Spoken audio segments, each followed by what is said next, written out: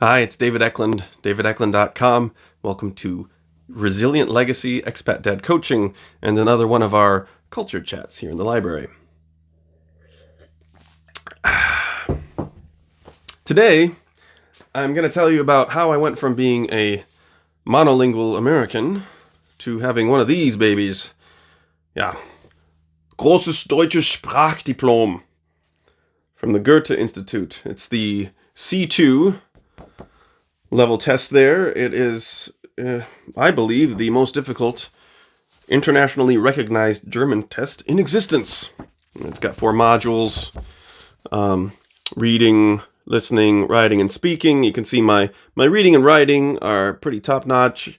My listening is also quite good. My speaking didn't do so well that day. Got a little nervous. Made a stupid mistake or two. But anyway, I passed the darn thing, which is kind of silly. It's kind of a silly level of a test to do. There was no good reason. I didn't need it except to sort of put an end to any doubts I had about my German ability. If anybody questions my German ability, then they'd probably question my English ability. They'd just say, hey, I just woke up. Leave me alone, you know.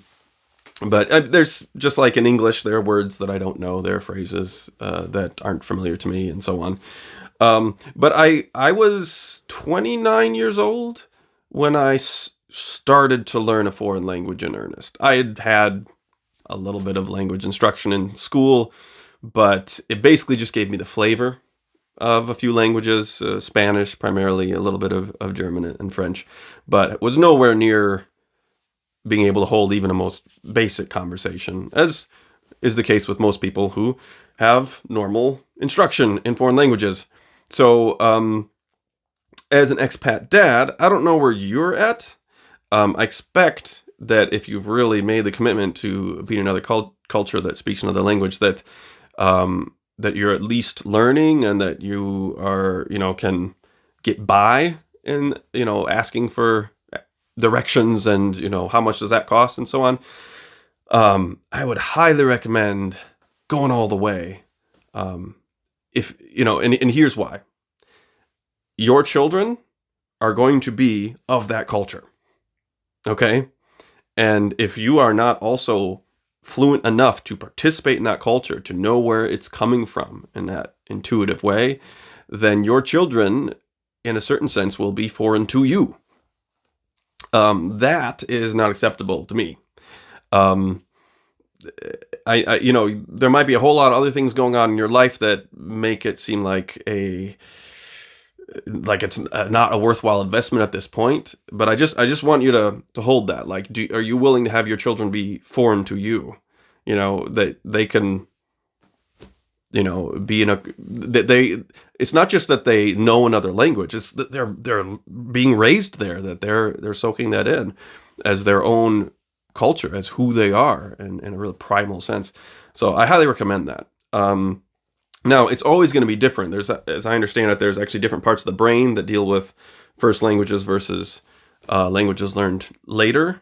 And you can see that empirically, just, with a naked eye, or the naked ear, I should say, with accents. That accents are the one thing that adults generally don't learn faster than children with proper instruction. Like, people say, "Oh, children learn languages so fast," but that's actually a bunch of crap. That's excuse my very opinionated take here, but that's absolute bullshit. Children do not learn languages faster than adults. How long does it take for a newborn baby to learn how to read Shakespeare or philosophy or a dense history book or something? It takes them what, 20 years. Okay. So that's the frame that you want to think about. And an adult can do that in 1 year or 3 years with some intensity in instruction and commitment. So children do not learn faster. They learn accents faster. They learn how to feel natural faster. They learn how to just be uninhibited in the language faster, but they don't actually learn the language as such faster. Okay, so that's I think a really important takeaway.